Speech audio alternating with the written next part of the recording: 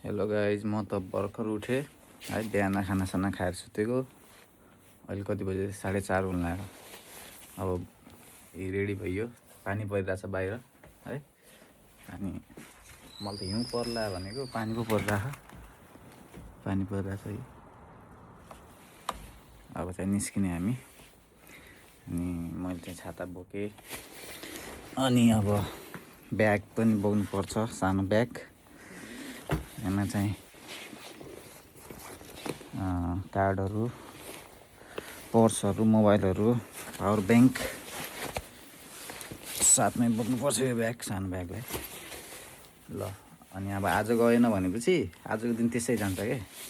अनि आज चाहिँ सामानहरू, दुधहरू, ओट्सहरू सबै ल्याउनुपर्छ। त्यही हिसाबमा आज निक्लेको। आज ल्याएन भनेपछि त फेरि रासन त फेरि गाह्रो हुन्छ त खानपिनको लागि।